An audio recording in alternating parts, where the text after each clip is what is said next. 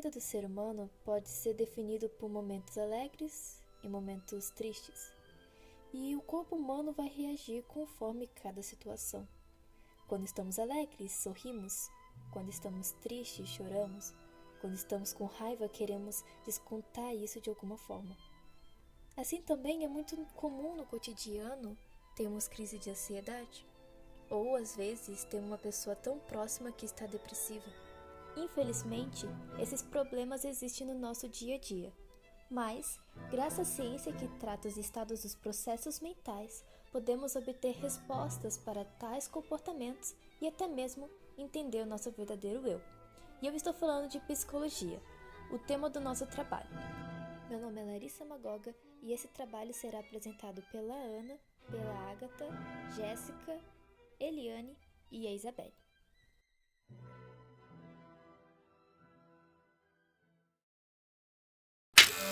A psicologia infantil. Através da história da psicologia infantil, a infância é um momento delicado, muito influente na vida de uma pessoa e que terá um grande impacto sobre o tipo de adulto que ela será mais tarde.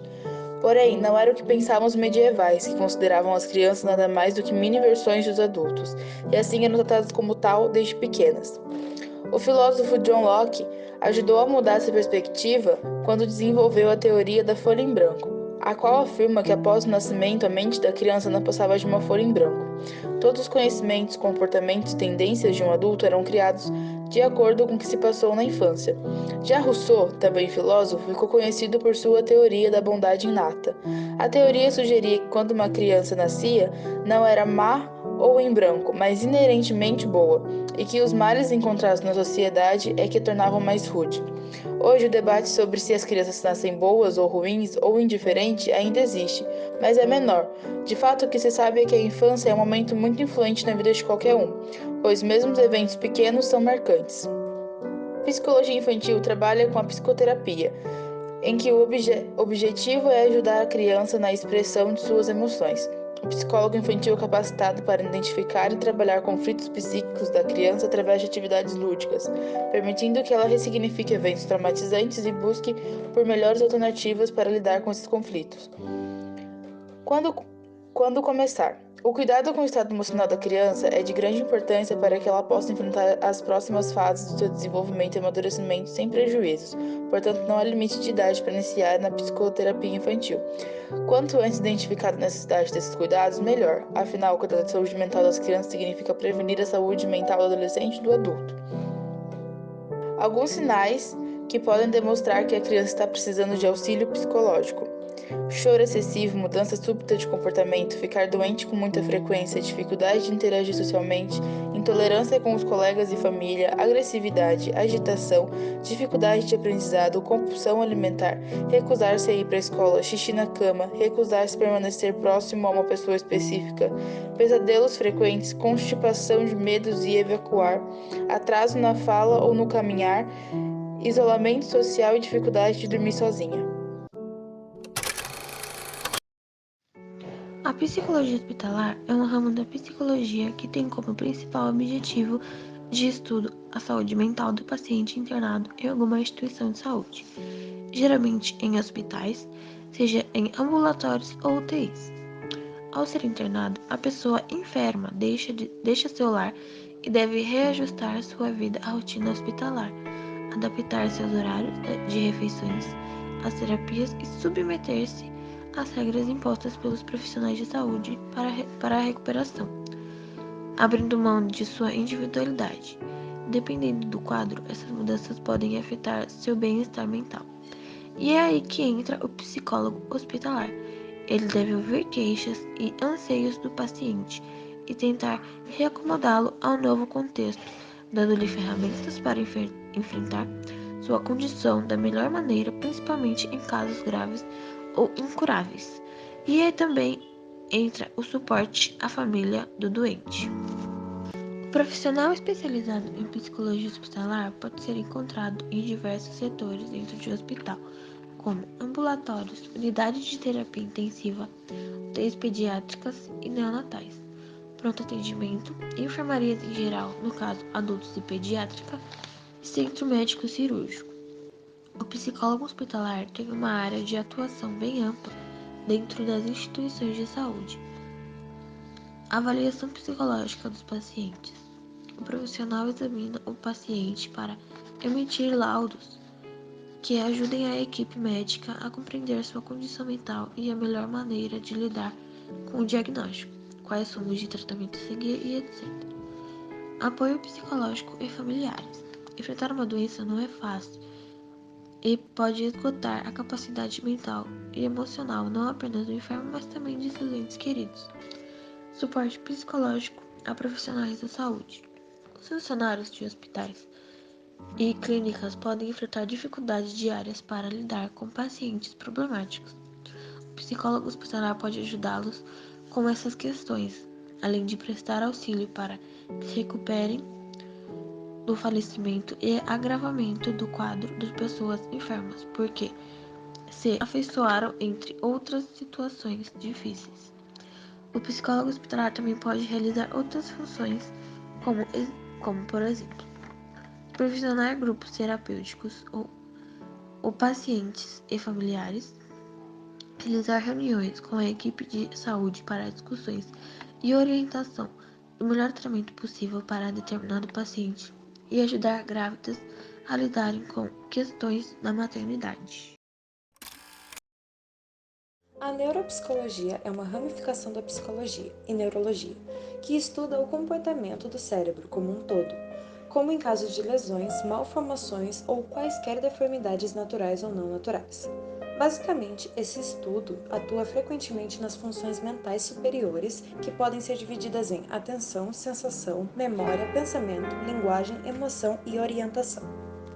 O papiro de Edwin Smith, que descreveu conhecimentos e procedimentos médicos do Antigo Egito, retratou alterações no comportamento e cognição dos pacientes com traumatismos cranianos e outras doenças do sistema nervoso.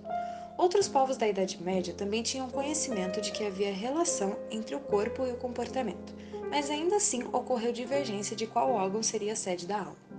Mas o que seria a sede da alma? Muitos povos tentaram explicar o que seria, e segundo Platão, é através da alma que o homem conhece. O corpo e as sensações explicam como são as coisas. A alma e a inteligência explicam o que são as coisas. É por isso que a alma é esse trânsito entre os dois mundos, inteligível e sensível. Os hebreus defendiam a hipótese cardíaca de que a alma residiria no coração. Aristóteles também concordava com essa tese e que caberia ao cérebro a função de refrigerar o sangue, mas também já haviam pessoas que acreditavam que o cérebro seria a sede do pensamento. Alquimião de Crotona defendeu essa relação importante entre o cérebro e os processos mentais. Cláudio Galeno fixou seus estudos em ferimentos de batalha e assim conseguiu identificar lesões no crânio que eram capazes de provocar danos de comportamento, linguagem, memória e na inteligência. Enquanto a Igreja Católica aceitava a tese de que o cérebro pudesse ser a sede da alma, e destinava aos ventrículos cerebrais a função de abrigar o espírito. Em estudos mais recentes de Franz Gall e Paul Broca, no século XIX associavam regiões do cérebro como responsáveis por determinadas funções mentais, como, por exemplo, a região frontal, que se localiza na região da testa e é responsável por estratégias, movimentação e abstração. Contém 16 bilhões de neurônios no córtex. Parietal, situada na parte superior central da cabeça, que tem suas funções, o processamento de sentidos e sensações. Temporal, localizada acima das orelhas, com a função de processar os estímulos auditivos, responsável pelo gerenciamento da memória. Occipital, que está localizada oposto ao lobo frontal, e sua função é processar dados visuais. Cerebelo, localizado abaixo do lobo occipital, e sua função é ser responsável pela manutenção de funções motoras. Um caso histórico emblemático das relações entre lesão cerebral e alteração das funções cognitivas foi a de Phineas P. Gage. Aos 25 anos de idade, era funcionário de construção de ferrovias da Rutland e Burlington. Um acidente com explosivos que tinha tudo para tê-lo matado lançou uma barra de ferro que atravessou seu crânio na região frontal, deixando-o cego do olho esquerdo, mas vivo. Sempre dedicado, bom trabalhador e capaz, Gage teve severas alterações de comportamento após esse incidente. Tornou-se displicente, arruaceiro e briguento, passando a ter um comportamento totalmente diferente. A literatura sugere que ele passou a ter essas alterações duradouras em seu comportamento devido às lesões que alteraram o funcionamento do seu cérebro. O caso de Gage é emblemático na neuropsicologia, pois mostra as relações entre lesão cerebral e as funções cognitivas e motoras. A mudança do comportamento de Gage é atribuído à extensa lesão no lobo frontal, uma das regiões que regulam o controle dos impulsos. Lesões nesta área podem levar a um comportamento egoísta e antissocial. A avaliação neuropsicológica consiste na utilização de exame clínico, aliado a outras ferramentas diagnósticas, como exames de neuroimagem, tais como tomografia computadorizada, ressonância, observação do comportamento, relatos da família do paciente e instrumentos psicológicos, como inventários e outros testes. É um processo complexo que precisa ser conduzido caso a caso, escolhendo as técnicas mais adequadas à situação real apresentada. A avaliação neuropsicológica é o primeiro passo para a futura reabilitação neurológica, pois irá identificar as áreas cognitivas com maior dano e, a partir disso, será elaborado o plano de tratamento. Como em qualquer passo de avaliação, é fundamental que o profissional conheça aspectos relevantes da vida do paciente, pregressa ao aparecimento dos sintomas, bem como os dados que fundamentem a formulação de hipóteses de trabalho, para em seguida selecionar as estratégias adequadas para a avaliação. Usualmente são avaliadas as funções de percepção, armazenamento da informação, pensamento e execução. O processo de reabilitação após a ocorrência de perda ou prejuízo nas funções cognitivas é fundamental e é orientado pelos resultados derivados da avaliação neuropsicológica. Foi após a Segunda Guerra Mundial que o campo da reabilitação neuropsicológica passou a ser reconhecido, por conta do elevado número de soldados que tiveram lesão cerebral. A reabilitação pode ocorrer visando as diversas funções executivas lesadas, através do uso de exercícios como palavras cruzadas, desenhos, jogos de memória e outros. A reabilitação é possível graças a um fenômeno chamado de plasticidade cerebral. O cérebro possui uma capacidade de se autorregenerar, embora em escala modesta. Até o início do século XIX, a maioria dos pesquisadores não acreditavam na possibilidade de regeneração do tecido nervoso, especialmente no encéfalo. Para uma possível melhora, é importante uma dieta adequada e exercícios físicos orientados, aliados a um uso das funções executivas, pensamento, memória, atenção e linguagem. Facilitam a reorganização neural, recuperando parcial ou totalmente, dependendo da extensão da lesão, a função prejudicada. Da mesma forma, comportamentos que prejudicam o funcionamento do sistema nervoso, como o uso abusivo de álcool e drogas, dificultam o processo de regeneração neural e, obviamente, devem ser ativamente evitados no processo de reabilitação. A sociopatia é uma doença crônica que também se encaixa no transtorno de personalidade antissocial. São pessoas que não possuem empatia e fazem tudo pensando no bem próprio e sempre tomam decisões impulsivas. Os sintomas podem ser variados e também podem acabar sendo confundidos com sintomas, por exemplo, de transtorno de personalidade narcisista. Mas o que é mais marcante do transtorno de personalidade antissocial é a prática de atos ilegais, fraudes, exploração de pessoas, prejuízo a pessoas para satisfação de objetivos pessoais, irritabilidade e agressividade física, tendência a contar mentiras e ausência de culpa. O transtorno de personalidade antissocial é muitas vezes confundido com a psicopatia, mas as condições não são sinônimos. Pense assim, o transtorno de personalidade antissocial é uma grande caixa no qual está guardada a psicopatia e outras condições. Ou seja, a diferença entre psicopatia e transtorno de personalidade antissocial é que todo psicopata possui o transtorno, mas nem todos com o transtorno são psicopatas.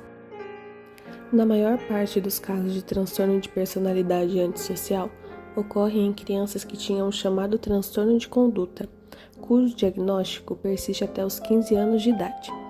Os sintomas destes podem incluir agressão a pessoas e animais, destruição de propriedade, fraude ou roubo e grave violação a regras. De certa forma, o transtorno de conduta é um prenúncio manifestado da infância do desenvolvimento do transtorno de personalidade antissocial.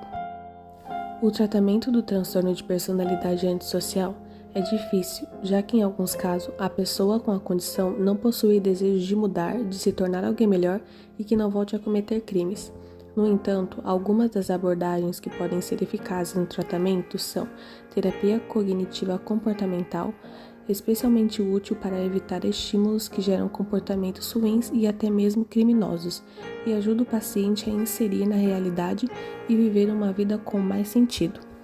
Terapia baseada na mentalização ajuda o paciente a compreender a relação dos seus pensamentos com seus atos, o que auxilia na conclusão de que maus pensamentos podem levar a más repercussões. Um ótimo exemplo de sociopata é Hannibal, um personagem fictício que foi criado por Thomas Harris. O personagem ficou bastante conhecido após sua aparição no filme O Silêncio dos Inocentes. Hannibal sabe muito bem como enganar suas vítimas usando jogos mentais para fazer com que estas façam tudo o que ele quiser. No entanto, também é capaz de matar com bastante violência sem nenhum remorso. Além disso, pratica canibalismo com os corpos de suas vítimas. Um dos motivos que o levou a ter este comportamento foi sua traumática infância.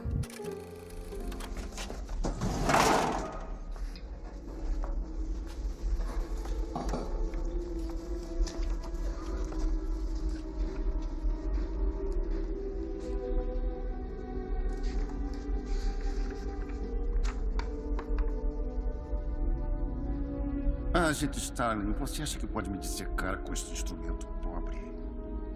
Não, eu achei que com o seu conhecimento... Você é muito ambiciosa, não é? Sabe o que você parece com essa bolsa cara e esses sapatos baratos? Parece uma checa. Uma checa abusadora com péssimo gosto. Ter se alimentado bem lhe deu ossos fortes, mas você é apenas um produto do rebutalho dos brancos. Não é, agente Starling? Com esse sotaque que tenta desesperadamente esconder do oeste da Virgínia. O que seu pai faz? Ele tem uma mina de carvão? Faz sermões demorados? Eu sei que os rapazes descobriram você bem cedo nos tediosos e desastrados agarramentos nos bancos dos carros, enquanto você só pensava em cair fora, em ir para algum lugar, em ir para o FBI. O senhor vê muito, doutor. Mas é forte o bastante para apontar esta alta percepção para o senhor mesmo? O que me diz do senhor? Por que não olha o senhor mesmo e escreve o que vê? Talvez esteja com medo.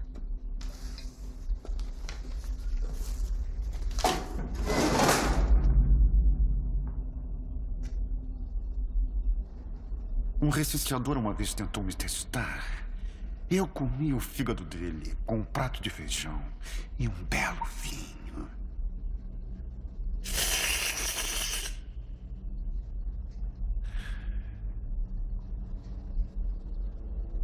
Pode voltar agora para a escola, gente Starling. Vai. Vai. Vai.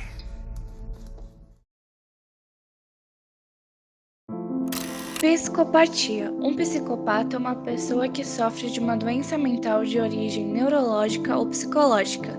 Esse transtorno pode acontecer devido a alterações cerebrais, fatores genéticos e traumas na infância, como abuso sexual ou emocional. E o diagnóstico da psicopatia é feito por um psiquiatra.